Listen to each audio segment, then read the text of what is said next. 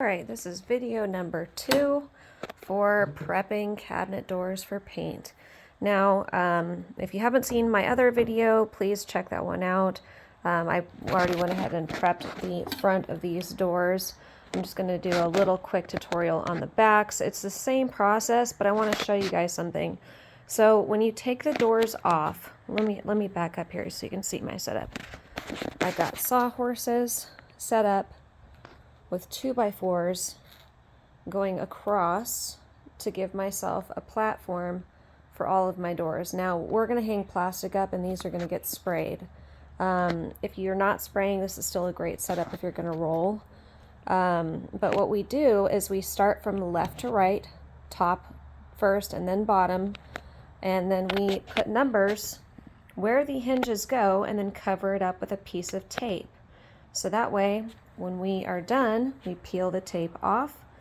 The blank spot with the number will be behind the hinge, so you will not see the number, but that way we know exactly where each door goes. Now, these are linen and master bathroom, and we've got a laundry room. So like this number right here is L1. And it's for linen number 1. So you can, when we do kitchens, it's just 1 through whatever. Like here's our master bathroom. So we did M1, M for master, of course. So that's how I like to label my doors. So it doesn't matter what order I put them in when I come outside. I'll know exactly where they go when we're done painting. Now, if you watched my first video, I put that I did not need to actually clean the surface beforehand because our customers are very clean people and they clean their cabinets on a regular basis. However, people tend to neglect the back side of the door because it's just not something you see until you open it. So if you look closely, you can see tiny little spots that will need to be addressed. And they're really not a big deal. Also, here in the corners, they used to have bumpers, but the bumpers were removed and the only thing that's left over now is the little plastic piece. So I like to use my scraper, and what I'll do is I'll just lightly scrape these off. And then what happens is you're going to have, see that sticky residue? You're going to have that sticky residue on there, and then you're going to have to use something like Goof Off to get those off. So I'll just go through here and get all these little sticky pieces off. Not all of them have them, but yeah, my scraper is great. It's actually a little bit smoothed out on the tips because I've been using it for so long. So if you do get a brand new scraper, just be gentle with it. You don't want to scratch the wood. You want to avoid scratching the wood. But yeah, I'm just going to go through and get all these little sticky pieces off. And now that they're all off, I'm going to use good old Goof Off. And I like the aerosol. You can use the spray. The spray is not as strong as the aerosol. Now, you do not want to spray this directly on the wood. You want to spray it on the rag. So I'm going to put a little bit on the corner of my rag here. And then I'm just going to only do the little spots where that sticky stuff was. And I'm just going to go through each one and remove just the stickiness from where the stickers were.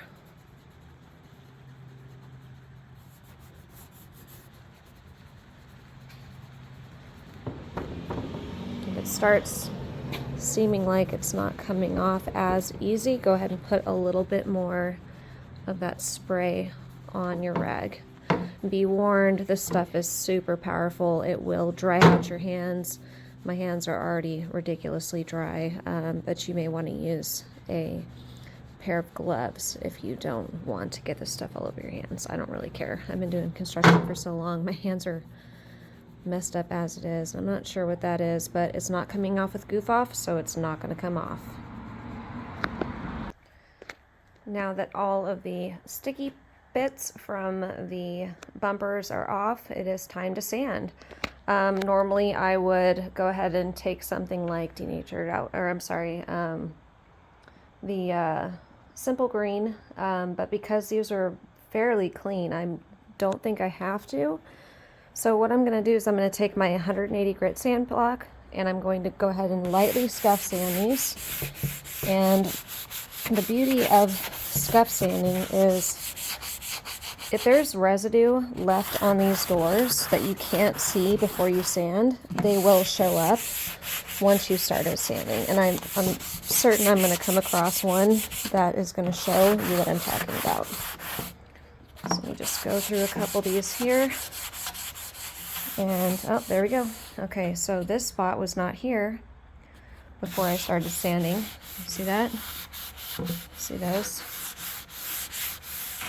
Now, if you didn't watch my video, with these spots, a lot of times if you just take your sanding sponge and go very lightly over it, all those little spots will disappear. Now, if they don't, then you can take either some of the goof off, or you can take something like Simple Green and you can clean those off. A lot of times though, it'll simply sand off. Oh, and look, see that? I missed a little bit of the goop from the back sticker on one of those bumpers. So that, see how I was sanding it? It's not coming off. That I'm gonna have to address with some more goof off. See that? I'm pressing slightly firm, but lightly. It's not, you really don't have to put a lot of elbow grease in this. But look at that. It's gone.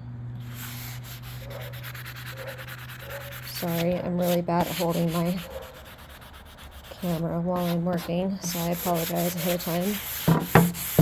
Oh, there's a couple more. Really, I'm going over very lightly. It's not something that you have to do hard. Okay, so for this spot, that is a gunky spot. So I'm going to get my scraper here, and I'm going to see if I can get a little bit off. Okay, it actually looks like there's an indentation in the wood. There was a little bit of residue on it. Oh, you know what it was? They had a baby door, or baby latch right here. So I'm just going to take my scraper and kind of smooth that out. We're not going to put these back on. So I'm just going to take that high spot off, and then we're just going to take a little bit of latex caulking, not silicone. Silicone is not paintable. I'm just going to fill that in. If it were on the front of the door, we'd use wood filler. Because it's on the back, the latex caulking is going to be able to fill in that tiny little crack right there. No problem. Okay.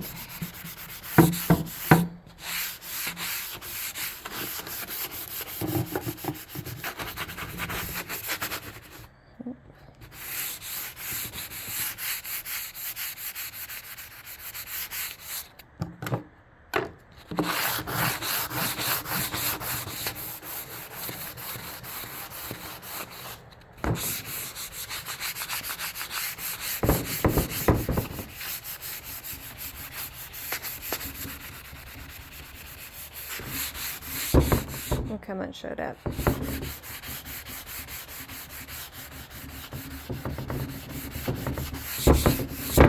Gone.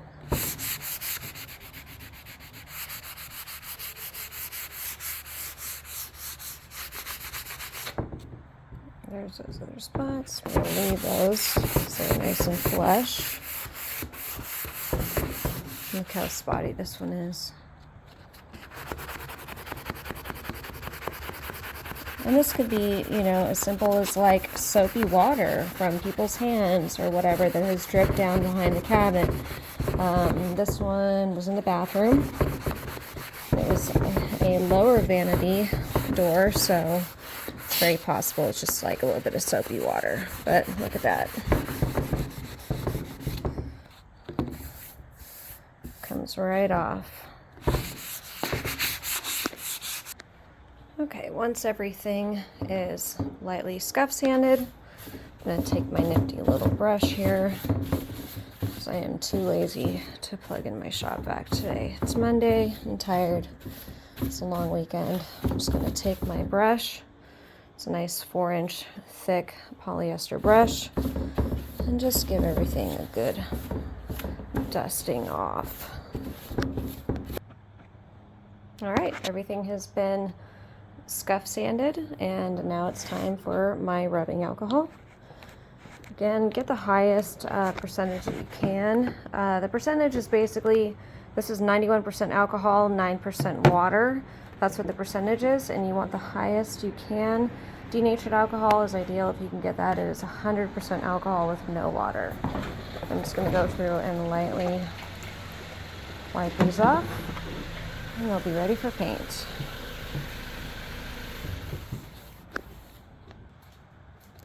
And that's it. Once you rub everything down with rubbing alcohol, they're ready for paint.